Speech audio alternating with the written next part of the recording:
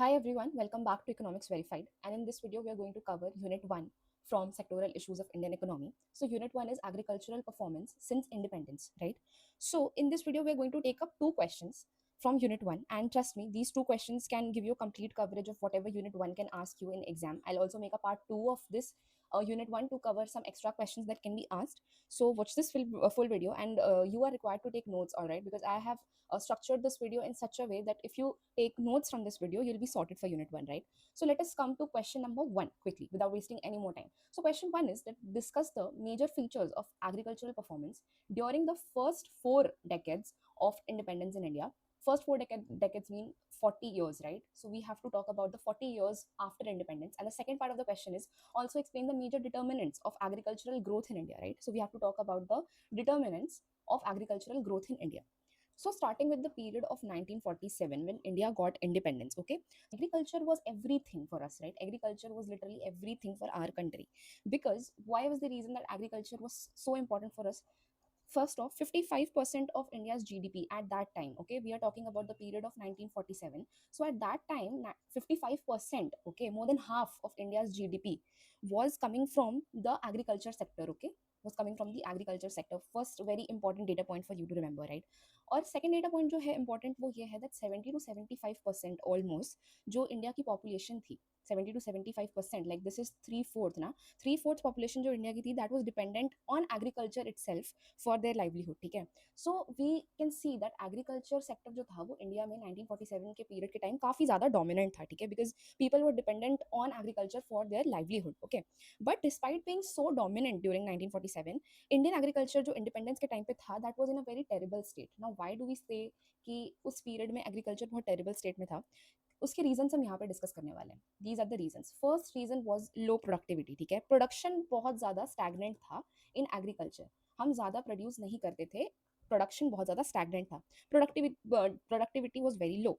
Then we had traditional technology, मतलब हमारे पास modern technology नहीं थी, हम मॉडर्न टेक्नोलॉजी का यूज नहीं करते थे, ठीक है?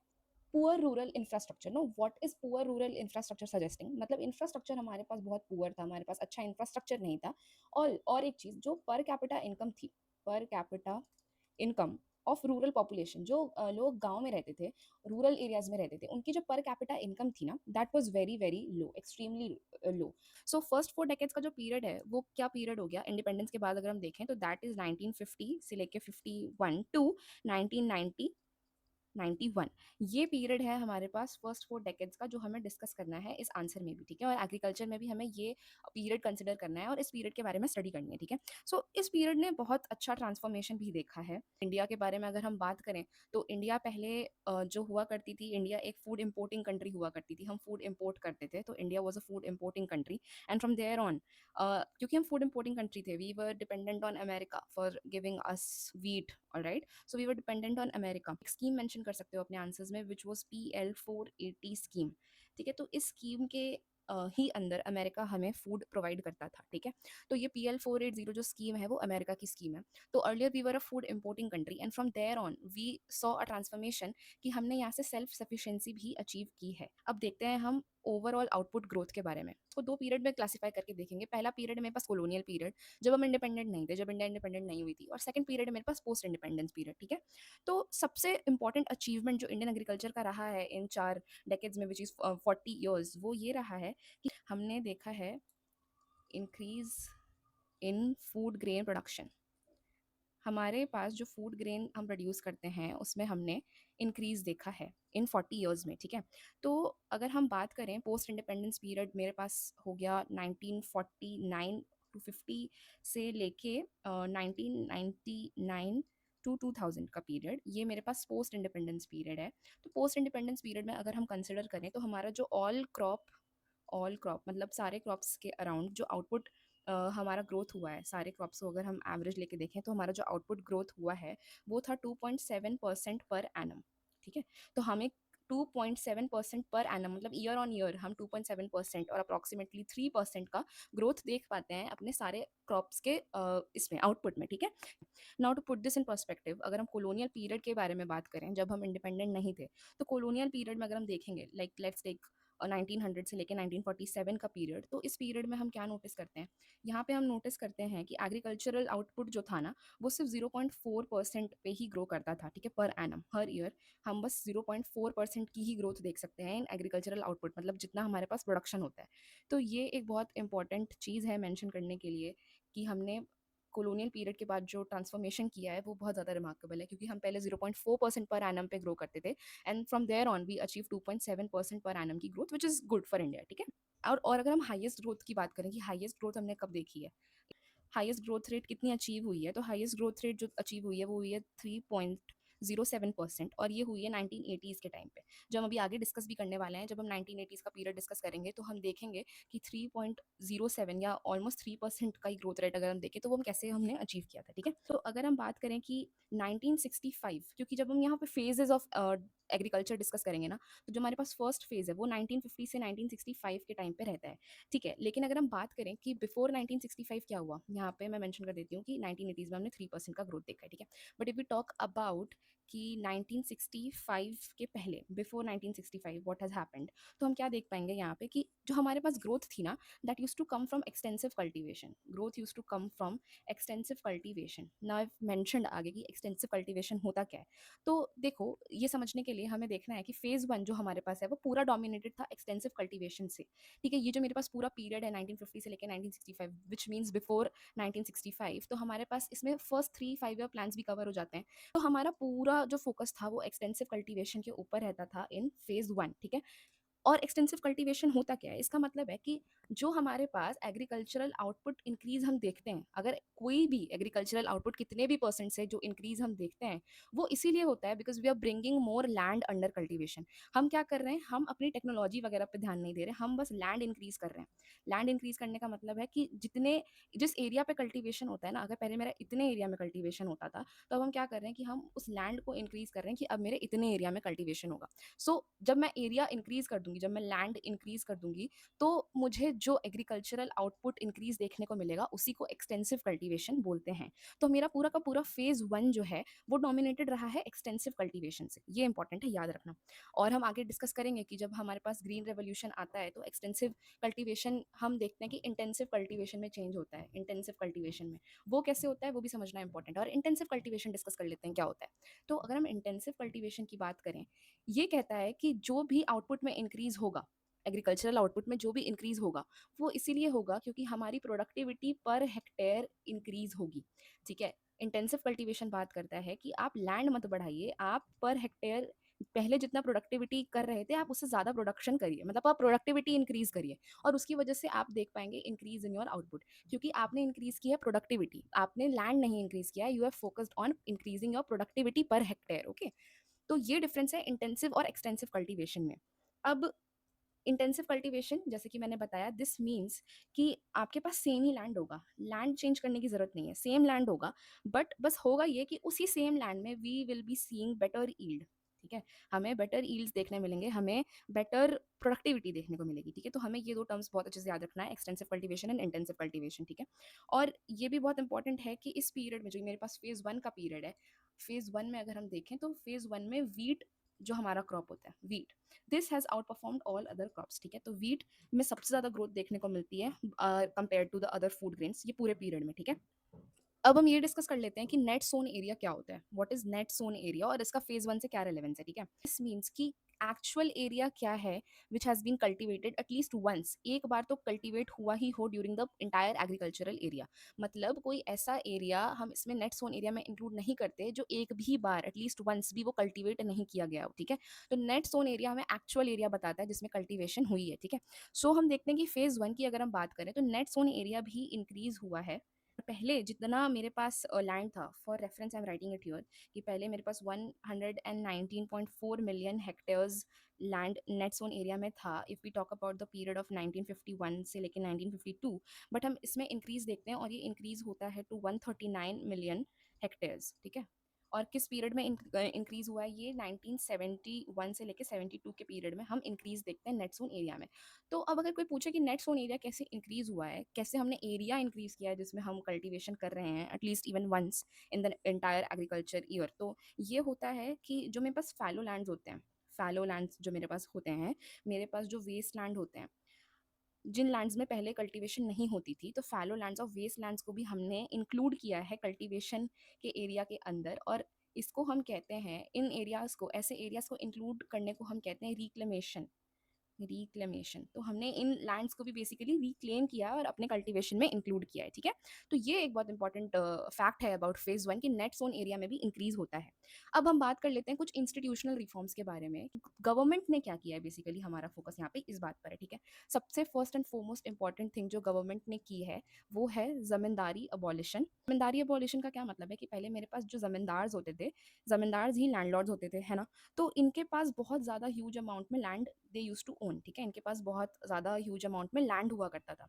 उसके बाद ये क्या करते थे, ये कॉलोनियल सिस्टम की बात है, ठीक है। कॉलोनियल सिस्टम में इनके पास बहुत ज़्यादा ह्यूज अमाउंट में लैंड हुआ करता था। तो गवर्नमेंट ने इस पूरे ज़मींदारी सिस्टम को ख़त्म कर दिया और गवर्नमेंट ने ये ट्राई किया कि लैंड राइट्स एक्चुअल कल्टिवेटर्स के पास जाएं, ना कि जमींदार के पास रेस्ट्रिक्ट होकर रह जाए, ठीक है। तो जमींदारी अबॉलिशन बहुत इंपॉर्टेंट काम था जो गवर्नमेंट ने फेज वन के टाइम पे किया है। Then we had tenancy reforms. अब टेनेंसी रिफॉर्म्स का क्या मतलब होता है, इसका मतलब कुछ फार्मर्स जो है वो किसी और फार्मर के लैंड पे काम करते हैं, किसी और फार्मर के लैंड पे काम करते हैं, और वो एक तरह से उस लैंड का मतलब उस वो लैंड उनको कुछ टाइम पीरियड के लिए दी जाती है कि यहाँ पे आप कल्टीवेशन कर सकते हो, ठीक है। And these are tenant farmers.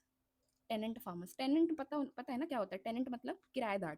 तो ये फार्मर्स की वो एक्चुअल लैंड नहीं होती, वो किसी और की लैंड होती है, but they are working on their land, ठीक है। तो ये जो टेनेंट फार्मर्स होते हैं, इनको सिक्योरिटी देने के लिए कि कहीं जो कोई बड़ा लैंडलॉर्ड है या कोई बड़ा फार्मर है वो कहीं इन टेनेंट फार्मर्स को ओवर पावर ना करे और इनको इनकी ज़मीन से हटा ना दे, मतलब ज़बरदस्ती इनसे वो ज़मीन जहाँ पे कल्टीवेशन कर रहे हैं वो छीन ना ली जाए, उसी को हम कह रहे हैं टेनेंसी रिफॉर्म्स, ठीक है। तो दो चीज़ें हमने डिस्कस कर ली।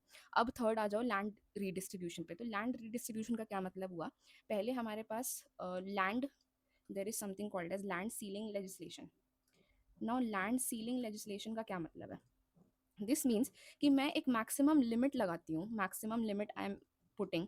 और मैक्सिमम लिमिट किस चीज़ पर है कि how much land one person could own, मतलब मैंने बता दिया कि इतना ही लैंड आप ओन कर सकते हो, इससे ज़्यादा लैंड आप ओन नहीं कर सकते। इसी का मतलब है लैंड सीलिंग लेजिस्लेशन, ठीक है। क्योंकि इसके बाहर अगर आपके पास लैंड होगी, मतलब आपके पास सरप्लस में अगर लैंड है, तो उसको हम करेंगे रीडिस्ट्रीब्यूट। रीडिस्ट्रीब्यूट करने का मतलब है कि वो आप क्योंकि एक बड़े फार्मर हो तो आपके पास सरप्लस में लैंड है, रीडिस्ट्रीब्यूट करने का मतलब है कि जो स्मॉल फार्मर्स हैं उनमें ये लैंड रीडिस्ट्रीब्यूट कर दी जाएगी ताकि स्मॉल फार्मर्स भी इस लैंड पे कल्टीवेशन कर सकें और वो भी अपना लाइवलीहुड चला सकें। तो ये मतलब होता है लैंड सीलिंग लेजिस्लेशन का, जो कि एक बहुत इंपॉर्टेंट लैंड रिफॉर्म है जो हुआ है during the period of phase one, ठीक है। तो लैंड सीलिंग लेजिस्लेशन हमें याद रखना है। Then we will also discuss something which is called as community development programme.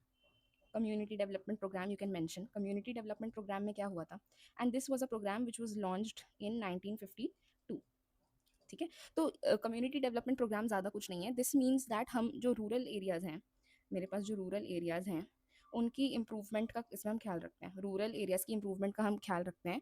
और कम्युनिटी डेवलपमेंट से समझ आ रहा होगा कि हम इसमें कोऑपरेटिव ऑर्गेनाइजेशंस की बात करते हैं, कोऑपरेटिव ऑर्गेनाइजेशन जो साथ में मिलकर काम करते हैं for the betterment of rural areas, ठीक है। तो आप कम्युनिटी डेवलपमेंट प्रोग्राम मेंशन कर सकते हैं अपने आंसर्स में, which would be an important thing to mention, क्योंकि ये फेज़ वन का एक इंपॉर्टेंट पार्ट है, ठीक है। इसमें हम बेसिकली रूरल एरियाज़ की इंप्रूवमेंट करते हैं। फिर हम आ जाते हैं इरिगेशन पे, और इरिगेशन से हमारा क्या मतलब है, इरिगेशन से हमारा मतलब है कि फेज़ वन में जो पब्लिक इन्वेस्टमेंट हुआ है, पब्लिक इन्वेस्टमेंट गवर्नमेंट के द्वारा जो इन्वेस्टमेंट हुआ है इन इरिगेशन वो बहुत ज़्यादा अच्छा रहा है, क्योंकि हमारे पास बहुत सारे प्रोजेक्ट्स हम फेज़ वन में देख सकते हैं। प्रोजेक्ट्स जैसे कि हमारे पास भाखड़ा नंगल प्रोजेक्ट इस टाइम पे स्टार्ट हुआ था ड्यूरिंग फर्स्ट वन, अगर आपको पता हो भाखड़ा नंगल डैम भी है हमारे पास। फिर हम देखते हैं हीराकुड प्रोजेक्ट, हीराकुड प्रोजेक्ट यहाँ पे भी हमारे पास एक डैम है ना। Then we have Nagarjuna Sagar project. तो ये हमारे पास कुछ इंपॉर्टेंट डेवलपमेंट्स या हम बोल सकते हैं पब्लिक इन्वेस्टमेंट हुआ है हमारे पास इरिगेशन सेक्टर में, ठीक है। तो ये जो सारे प्रोजेक्ट्स मैंने मेंशन किए ना, ये तीन प्रोजेक्ट्स आप मेंशन कर सकते हैं कि ये हमारे पास कुछ इन्वेस्टमेंट हुआ था इरिगेशन पीरियड में भी, ठीक है। तो this was all about R phase one जो हमने यहाँ पे पूरा डिस्कस किया, ठीक है। तो अगर हम ऑनेस्टली देखें और हम लिमिटेशंस की भी बात करेंगे तो इश्यूज देखो क्या है कि लिमिटेशंस में अगर हम बात करें तो प्रोडक्टिविटी की अगर हम बात कर लेते हैं, पहले प्रोडक्टिविटी गेन्स की बात कर लेते हैं, तो प्रोडक्टिविटी गेन्स उतनी नहीं थी, दीज वर जस्ट मॉडेस्ट, क्योंकि हम उतना ज़्यादा डेवलपमेंट नहीं देखते हैं फर्स्ट फेज़ में। टेक्नोलॉजी की बात करें तो टेक्नोलॉजी हम जानते हैं कि टेक्नोलॉजी तब भी ट्रेडिशनल थी, मॉडर्न टेक्नोलॉजी तो नहीं आई थी फेज़ वन के पीरियड में भी, and this is also a very huge limitation of phase one कि हमारे पास टेक्नोलॉजी बहुत ट्रेडिशनल थी। देन अगर हम फर्टिलाइजर की बात करें कि फर्टिलाइजर कंजम्पशन कैसा था एग्रीकल्चर में, बिकॉज दिस इज इंपॉर्टेंट, ठीक है, कि फर्टिलाइजर कितना यूज़ किया जा रहा है, क्योंकि फर्टिलाइजर हम जिस हिसाब से यूज़ करेंगे वो बताता है कि मेरी प्रोडक्टिविटी कैसी होगी। तो अगर हम फर्टिलाइजर कंजम्पशन की बात करें, क्योंकि ग्रीन रेवोल्यूशन के पहले कोई ज़्यादा फर्टिलाइजर कंजम्पशन नहीं होती थी, तो fertiliser consumption is very low in phase one. Fertiliser consumption बहुत ज़्यादा लो है, ऑलमोस्ट नथिंग। एंड अगर हम बात करें कि जैसे ग्रीन रिवोल्यूशन में we saw the introduction of HYV seeds, जो भी हम डिस्कस करेंगे, तो अगर हम बात करें कि फेज़ वन में इसका इंट्रोडक्शन तो बिल्कुल भी नहीं हुआ था, तो ये भी एक लिमिटेशन है, ठीक है। बट एक चीज़ और हमें समझ आ गई थी 1960s के पीरियड में, जो हमारा फेज़ वन का पीरियड है, इस पीरियड में हमें एक बात समझ में आ गई थी कि एरिया एक्सपेंशन जो हम कर रहे हैं, because we were focusing on extensive cultivation, right, तो जो एरिया एक्सपेंशन हम कर रहे हैं उससे भला नहीं होने वाला एग्रीकल्चर का, ठीक है। ये इंडिया की जो ग्रोइंग अभी फूड नीड्स हैं, क्योंकि हमें इंपोर्ट इसलिए करना पड़ रहा है क्योंकि हम खुद उतना प्रोडक्शन कर नहीं पाते, तो हमारी फूड नीड्स बहुत ज़्यादा बढ़ रही हैं, और एरिया एक्सपेंशन से this problem is not going to get solve, ठीक है।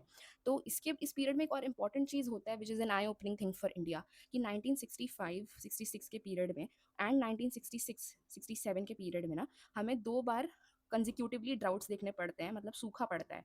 इन 2 सालों में कंजिक्यूटिवली 2 ड्राउट्स आते हैं, ठीक है। और जब ये ड्राउट्स आते हैं तो बहुत ज़्यादा फूड क्राइसिस हो जाता है, बिकॉज़ ऑफ कोर्स तब तो और ज़्यादा प्रोडक्शन हैम्पर होगा, तो फूड क्राइसिस बहुत ज़्यादा हो जाता है इस पूरे पीरियड में। और फिर इंडिया को रियलाइज़ होता है कि यहाँ से अगर हम अपनी टेक्नोलॉजी इंप्रूव ना करें, then we are in extreme danger. Now let's come to the part of Green Revolution, which also is the beginning for us to understand what happened in phase 2। ठीक है, तो फेज 2 का period जो था वो last करता है 1965 से 1980 तक, और इसी पीरियड में हम देखते हैं one of the most important contributions to Indian agriculture, which is the green revolution, ठीक है। अब इस पीरियड में हम ट्रांसफॉर्मेशन के बारे में स्टडी करेंगे कि कैसे इंडियन एग्रीकल्चर ट्रांसफॉर्म हुई है, तो हम ट्रांसफॉर्मेशन के बारे में स्टडी करने वाले हैं, ठीक है। अब देखो, ग्रीन रिवॉल्यूशन के पीरियड में, which was the mid 1960s, इस पीरियड में होता क्या है, 1965 के बाद हुआ ये मोस्टली, ठीक है। तो हम यहाँ पे देखते हैं first thing, introduction of HYV seeds. HYV क्या होता है? HYV is high yielding variety, high yielding variety, ठीक है। तो HYV stands for high yielding variety of seeds, ठीक है। तो पहले HYV सीड्स जो आया था वो आया था वीट के लिए, और उसके बाद हम देखते हैं introduction of HYV seeds for rice also. तो वीट और राइस के लिए मोस्टली हम इंट्रोडक्शन देखते हैं, ठीक है।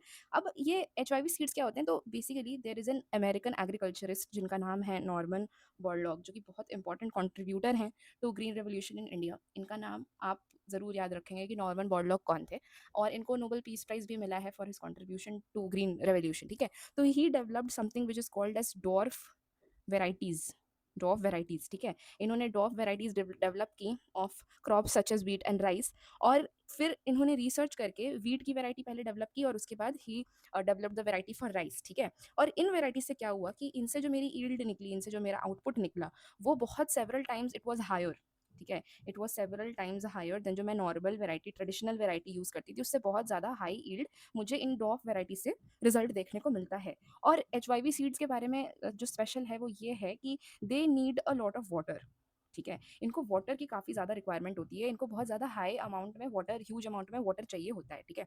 तो हम अब क्या देखेंगे कि पहले हम अगर शिफ्ट की बात करें कि फेज 2 में शिफ्ट हम क्या देखते हैं, तो पहले हमारा फोकस किस चीज़ पे था? हमारा फोकस था एक्सटेंसिव कल्टीवेशन पे। जैसे हमने देखा, एक्सटेंसिव कल्टीवेशन पे फोकस होने का मतलब क्या है कि हम फोकस करते थे लैंड एक्सपेंशन पे। We used to focus on land expansion, ठीक है। तो हमारा जो फोकस शिफ्ट हुआ है वो शिफ्ट हुआ है एक्सटेंसिव से इंटेंसिव कल्टीवेशन में, जिसमें हमारा ऑब्जेक्टिव होता है प्रोडक्टिविटी इंक्रीज करने का पर हेक्टेयर, राइट। तो ग्रीन रेवोल्यूशन के पीरियड में हम देखते हैं something which is called as yield improvement, हमारा प्रोडक्टिविटी इंप्रूवमेंट या हमारा यील्ड इंप्रूवमेंट हम इसको बोलते हैं, ठीक है।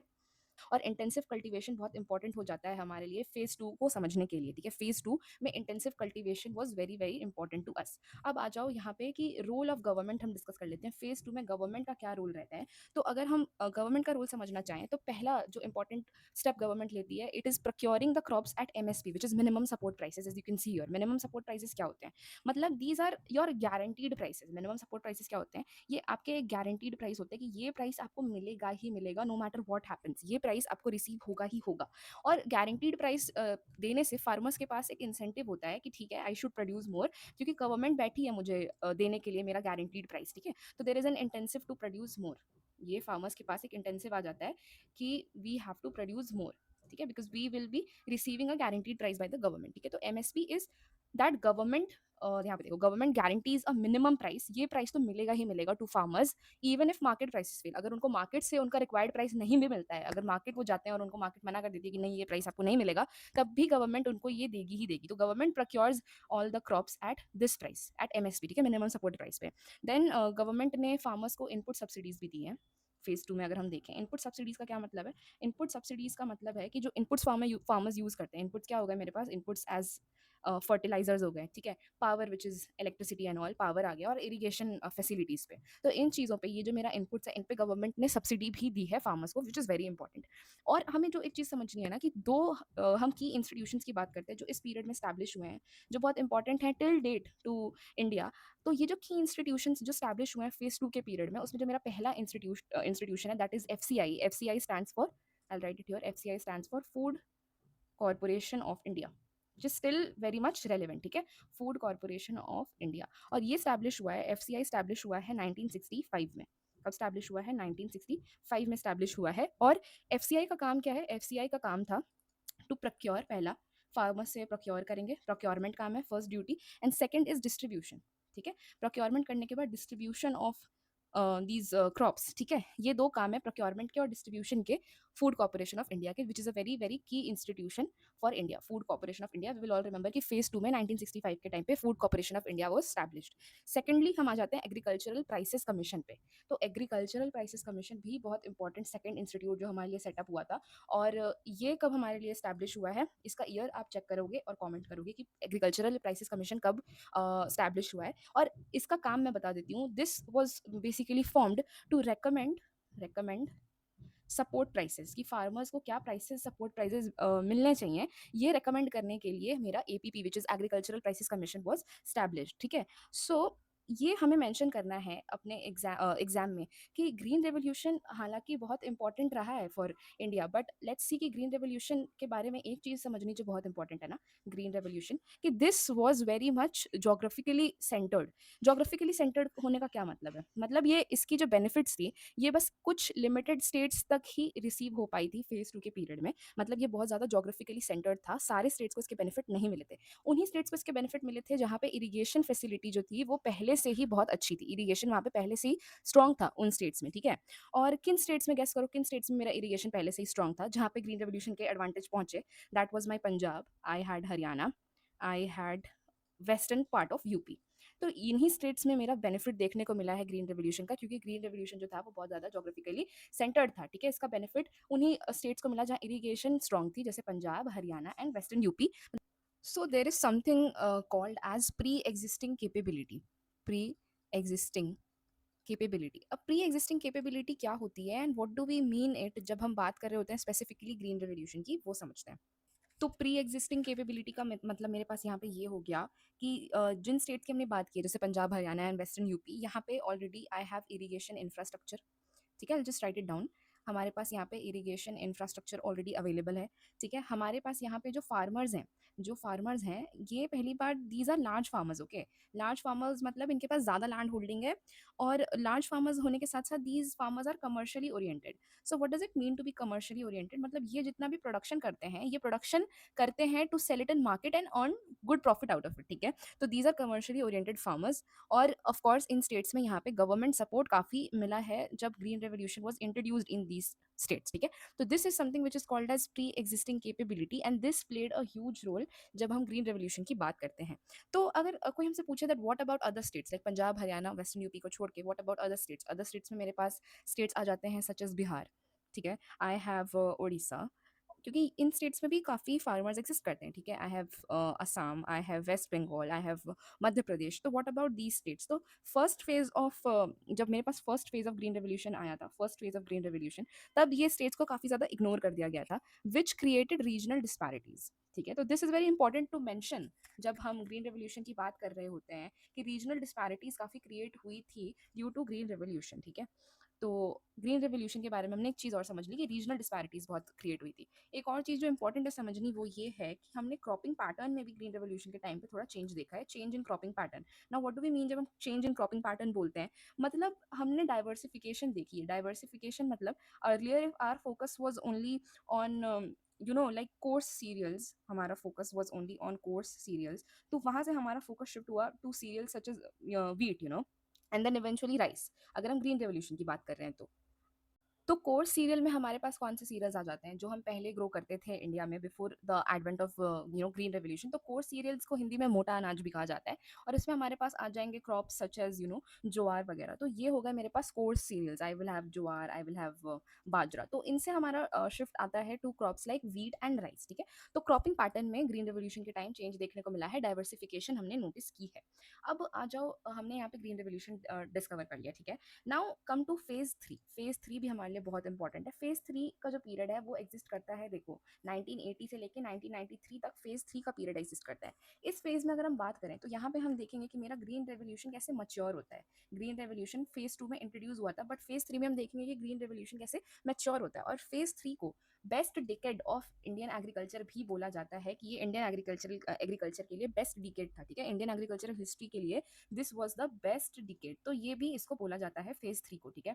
तो ये मेंशन हम जरूर कर सकते हैं अपने एग्जाम में। अब अगर हम बात करें कि मेरा ऑल क्रॉप आउटपुट का जो ग्रोथ है, ऑल क्रॉप आउटपुट का मेरा जो ग्रोथ है, वो ग्रोथ रेट मेरा क्या रहा है, तो ग्रोथ रेट मेरा हाईएस्ट था, जैसे कि मैंने पहले भी बताया था 1980s के टाइम पे ग्रोथ रेट जो हमारा था वो 3.4% एनुअल हमारा ग्रोथ रेट था in terms of our output, ठीक है। तो हमारा आउटपुट 3.4% पे एनुअली ग्रो कर रहा था ड्यूरिंग द पीरियड ऑफ 1980 से लेके 83 टू 1990 से लेके 93, इस पीरियड में हमारा ग्रोथ बहुत ज़्यादा अच्छा था, which was 3.4% annual, which is considered a really good growth rate, ठीक है। अब ये हमें याद रखना है बिल्कुल कि हमारा ग्रोथ रेट 1980s के टाइम पे काफ़ी ज़्यादा स्ट्रॉन्ग था, ठीक है। This point needs to be mention. और फिर हम देखते भी क्या है कि फेज थ्री में एक जो बहुत इंपॉर्टेंट चीज़ होती है वो ये होती है कि क्योंकि मेरा ग्रीन रेवोल्यूशन पहले तो जोग्राफिकली काफ़ी सेंटर था, बट अब हम देखते हैं कि ये पंजाब हरियाणा से बाहर निकल के और भी जो प्रीवियसली मेरे पास जो एक्सक्लूडेड स्टेट्स थे, उन स्टेट्स में भी हम देखते हैं कि ग्रीन रेवोल्यूशन का जो इम्पैक्ट है वो रीच कर रहा है। जैसे कि जो स्टेट्स हमने डिस्कस किए थे, वेस्ट बंगाल हो गया, बिहार मेरे पास है, मेरे पास उड़ीसा एंड एमपी वगैरह है, तो इन स्टेट्स में भी ग्रीन रेवोल्यूशन का इफेक्ट हम देख पाते हैं, ठीक है। तो ये जो मेरे पास पीरियड है ना, पीरियड ऑफ, देखो यहाँ पे जो मेरे पास ये पीरियड है 1980 से 83 टू 1990 से लेकर 93, ये पीरियड को काफ़ी लोग टर्निंग पॉइंट बोलते हैं for Indian agriculture. This is also called as turning point for Indian agriculture, ठीक है। फिर हमने पहले भी क्रॉप डाइवर्सिफिकेशन की बात की है, तो क्रॉप डाइवर्सिफिकेशन इस पीरियड में भी एक बहुत इंपॉर्टेंट फैक्टर रहा था। Crop diversification was scene. और एक इंपॉर्टेंट चीज़ जो इस पीरियड में हम देखते हैं वो ये है कि क्रॉप डाइवर्सिफिकेशन हम नोटिस कर पाएंगे सेंट्रल एंड सदर्न इंडिया में। सेंट्रल इंडिया में भी क्रॉप डाइवर्सिफिकेशन है और सदर्न इंडिया में भी क्रॉप डाइवर्सिफिकेशन हम देख सकते हैं। और जैसे मैंने बताया था कि farmers shifted from course serial, तो इस पीरियड में ना जो मेरे पास थर्ड फेज है वहाँ पे ऑयल सीड्स की तरफ काफ़ी ध्यान दिया गया है, ऑयल सीड्स की तरफ काफ़ी ध्यान दिया गया है। और इस चीज़ को जब हमारा शिफ्ट पूरा ऑयल सीड्स पे आता है, इसको sometimes you also called as the yellow revolution. This you can mention in your paper very well कि येलो रेवोल्यूशन हमने फेज थ्री में देखा है, ठीक है। तो येलो रेवोल्यूशन ये है कि हम जब डाइवर्सिफिकेशन करते हैं और हमारा फोकस शिफ्ट होता है कि हम ऑयल सीड्स की भी प्रोडक्शन करेंगे, तो this was a part of diversification only, ठीक है। तो जो मेरे पास नॉर्थ वेस्टर्न स्टेट्स हैं, यहाँ पे मैं लिख रही हूँ, जो मेरे पास नॉर्थ वेस्टर्न स्टेट्स हैं, उन स्टेट्स में मैं देखूंगी कि मेरा वीट एंड राइस का प्रोडक्शन और ज़्यादा इंक्रीज हुआ है, वीट एंड राइस का प्रोडक्शन इंक्रीज हुआ है मेरे। इन स्टेट्स को पहले बेनिफिट नहीं मिला था ग्रीन रेवोल्यूशन का, बट अब इनको इस पीरियड में जो मेरा टर्निंग पॉइंट कहा जाता है फेज थ्री में, तो यहाँ पे भी वीट और राइस की प्रोडक्शन इंक्रीज होती है, ठीक है। तो हम सिंपली ये कह सकते हैं कि मेरे पास जो 1980s का पीरियड है, 1980s का जो मेरे पास पीरियड है, वहाँ पे काफ़ी ज़्यादा एग्रीकल्चरल ग्रोथ हुआ है। और एक तरह से हम ये कह सकते हैं कि इक्वल ग्रोथ हुआ है, मतलब हम इक्विटी देख सकते हैं इंडिया में ओवरऑल। ऐसा नहीं है कि सिर्फ ग्रोथ हुई है, हम इक्विटी भी नोटिस कर सकते हैं इन टर्म्स ऑफ ग्रोथ, ठीक है। हमारी परफॉर्मेंस काफ़ी इंप्रूव हुई है, परफॉर्मेंस हमारी काफ़ी इंप्रूव हुई है इस पूरे डेकेड में, ठीक है। अब हम आ जाते हैं स्ट्रक्चरल ट्रांसफॉर्मेशन में कि स्ट्रक्चरल ट्रांसफॉर्मेशन क्या है। तो यहाँ पे हम जीडीपी एंड वर्कफोर्स की बात करेंगे। जीडीपी और वर्कफोर्स में हमने क्या चेंजेस देखे, ठीक है। अगर हम देखें कि एग्रीकल्चर का जो शेयर है जीडीपी में, एग्रीकल्चर शेयर इन जीडीपी, ठीक है। तो यहाँ पे हम एक चीज़ नोटिस करेंगे कि 53.1% या 53% ले लेते हैं, 53% था मेरे पास 1950-51 के टाइम पे, जो हमने फेज़ वन में नोटिस किया था, राइट। अब ये रिड्यूस होके ये फॉल हो गया है थर्ड फेज़ में टू माई 42%, ठीक है, 42% हो गया है ये 1971-72 के पीरियड में, ठीक है। और यहाँ से भी ये फर्दर फॉल होगा, क्योंकि ये तो अराउंड सेकंड फेज की बात है, ये फर्स्ट फेज की बात है। और अब थर्ड फेज हम जब डिस्कस कर रहे हैं तो ये फॉल हो गया है 29 टू बेसिकली 30% पे, जब हम बात कर रहे हैं 1991 से 92 के टाइम पीरियड की, जो कि जब मेरा एलपीजी क्राइसिस भी यहाँ पे मेरा आया था, तो उस पीरियड में 1991-92 के टाइम पे मेरा जो शेयर है एग्रीकल्चर का जीडीपी में वो 29 से 30% हो गया है, ठीक है।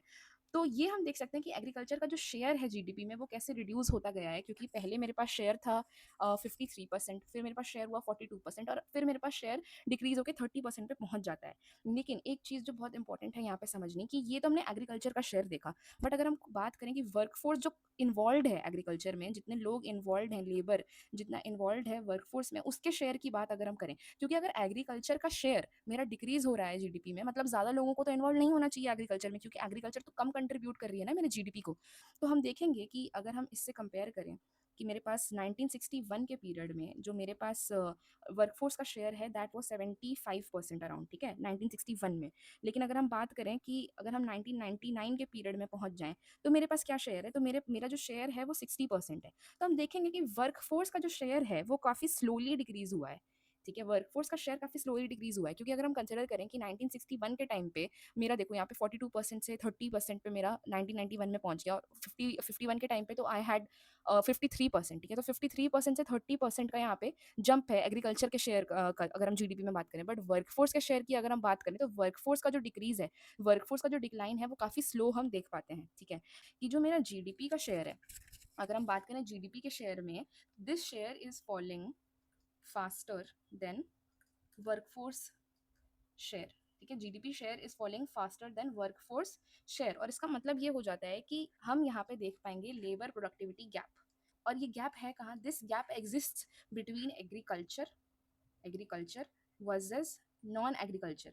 मतलब एग्रीकल्चर में जो मेरा लेबर प्रोडक्टिविटी है वो बहुत ज़्यादा कम है labour productivity, but non agricultural sector में मेरा लेबर प्रोडक्टिविटी ज़्यादा है, तभी यहाँ पे एक गैप एग्जिस्ट करता है। और एग्रीकल्चर में मेरा लेबर प्रोडक्टिविटी क्यों कम है, क्योंकि एग्रीकल्चर में there is a phenomena which is very common, और इसको हम बोलते हैं डिसगाइज्ड अनएम्प्लॉयमेंट। मतलब लोग इन्वॉल्व होते हैं एग्रीकल्चर में even though they are not contributing as such, ठीक है। तो जो मेरा वर्कर है वो लेस एंड लेस प्रोड्यूस किए जा रहा है, वो लेस प्रोड्यूस कर रहा है, बट वो स्टिल एग्रीकल्चर में इन्वॉल्व है, और एग्रीकल्चर का तो जो शेयर है जीडीपी में वो फॉल हुई है। तो ये मतलब है, ये यहाँ पे हम एक स्ट्रक्चरल प्रॉब्लम नोटिस करते हैं, ठीक है, ये एक स्ट्रक्चरल प्रॉब्लम हम नोटिस करते हैं ड्यूरिंग द थर्ड फेज। इसके बाद आ जाओ यहाँ पे कि अगर हम बात करें कि इरिगेशन की ग्रोथ कैसी रही है, और हम बात करेंगे कि फर्टिलाइजर का कंजम्पशन कैसे रहा है, तो ये बहुत इंपॉर्टेंट है समझना कि ग्रोथ ऑफ इरिगेशन की अगर हम बात करें तो ये एक टर्म आता है मेरे पास which is net irrigated area. Net irrigated area मतलब कितने एरिया पे इरिगेशन हुई है। तो जो मेरा नेट इरिगेटेड एरिया है वो 3 टाइम्स इंक्रीज हुआ है मेरे फर्स्ट फेज से लेके थर्ड फेज में, 3 टाइम्स इंक्रीज हुआ है।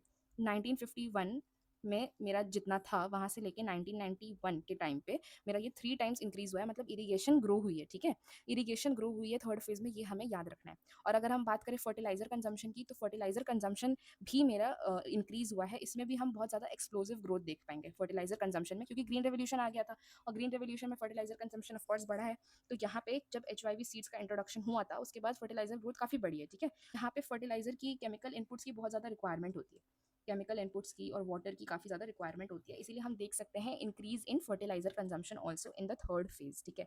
लेकिन एक क्रिटिकल पॉइंट अगर हम देखें तो ग्रीन रेवोल्यूशन की वजह से जब हमारा केमिकल इनपुट्स का यूज़ इतना बढ़ गया तो हम देख पाएंगे कि जो नाइट्रोजन कंपोनेंट होता है फर्टिलाइजर्स में, या जो यूरिया का कंपोनेंट होता है फर्टिलाइजर में, उसका जो यूजेज है ना वो काफ़ी बढ़ गया। तो बेसिकली जो मेरा जो फर्टिलाइजर होता है वो कंपोज्ड होता है मेरा इस रेशियो में of nitrogen, phosphorus and potash, ठीक है, NPK जिसको हम बोलते हैं। तो इसका आइडियल रेशियो जो होना चाहिए वो होना चाहिए 4:2:1, मतलब 4 टाइम्स नाइट्रोजन, फिर मेरे पास आ जाएगा phosphorus 2 times and 1 times potash, ठीक है। लेकिन हम देखेंगे कि जब ग्रीन रेवोल्यूशन का पीरियड आया तो इन स्टेट्स लाइक पंजाब वगैरह में क्या हम नोटिस करते हैं कि नाइट्रोजन का कंजम्पशन जो था वो काफ़ी ज़्यादा इंक्रीज हो गया, ठीक है।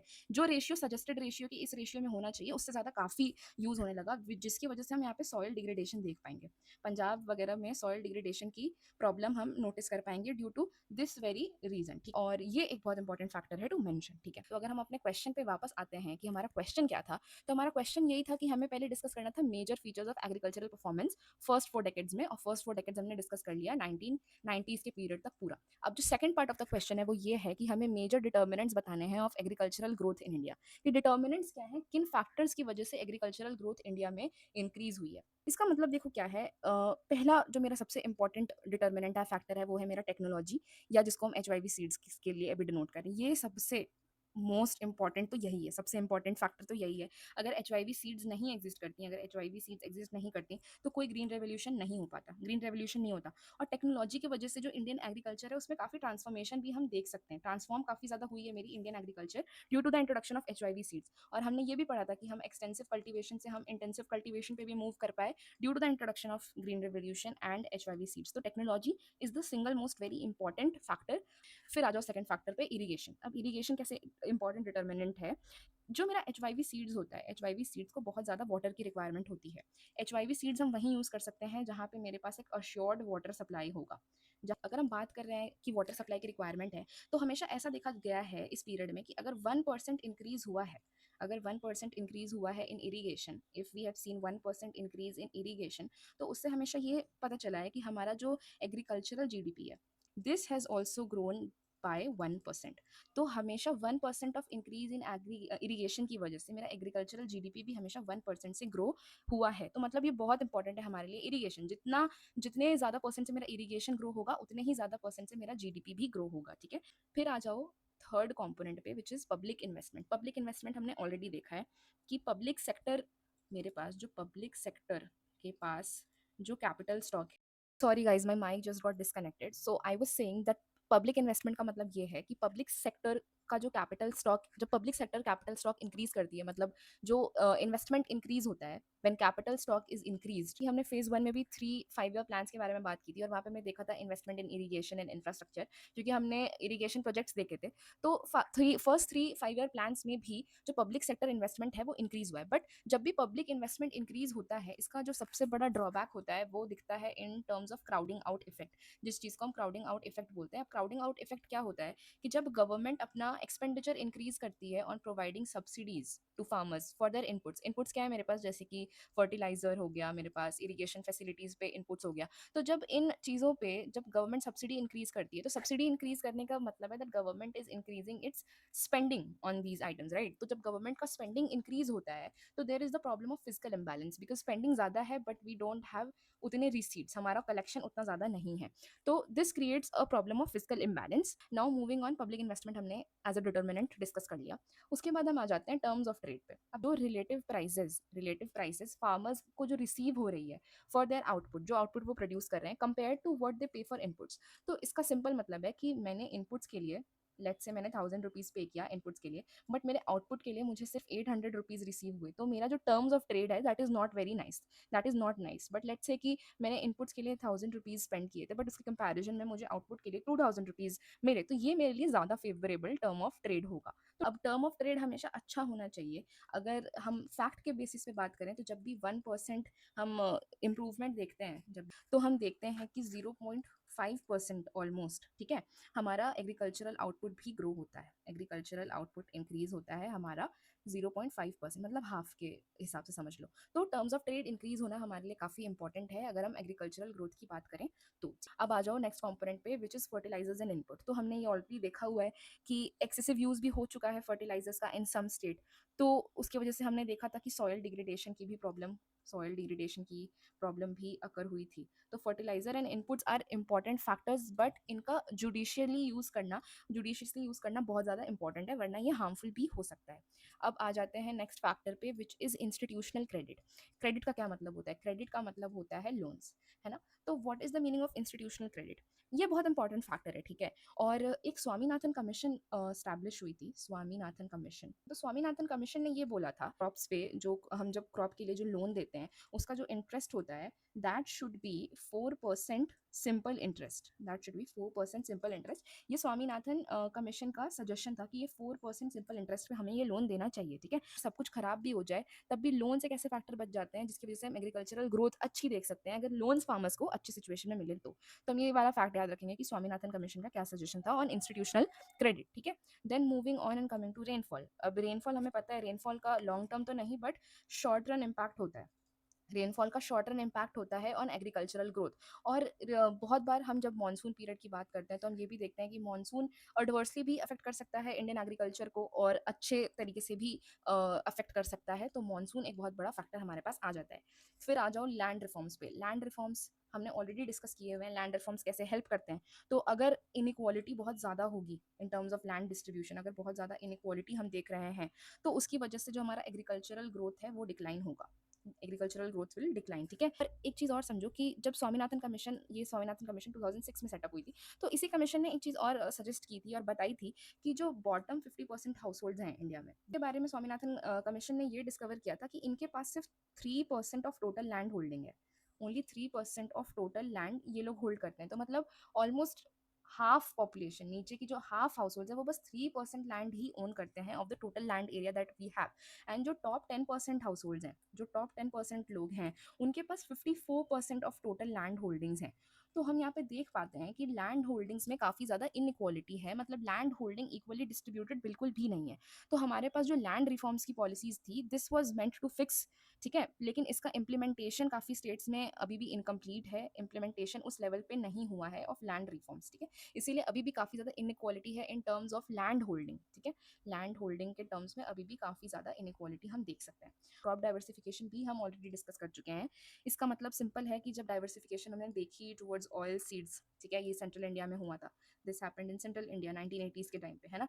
तो ऑयल सीड्स में जब डाइवर्सिफिकेशन हुआ, ये एक बहुत इंपॉर्टेंट फैक्टर हमारे लिए रहा है, ठीक है। डाइवर्सिफिकेशन से क्या होता है, फार्मर्स की फार्म इनकम्स इंक्रीज होती हैं, देखते हैं। और एग्रीकल्चर इससे बहुत ज़्यादा स्ट्रॉन्ग भी होता है क्योंकि farmers are not dependent on just one kind of crop, ठीक है। क्योंकि मैंने डाइवर्सिफिकेशन कर रखी है तो just in case one of my crops fail also, but then still my income won't be affected और मेरी इनकम हाई रहेगी। तो this was the entire question one that we covered and I will be sharing the answer for it on the telegram group in even more detail, so just make sure that you check it out, all right?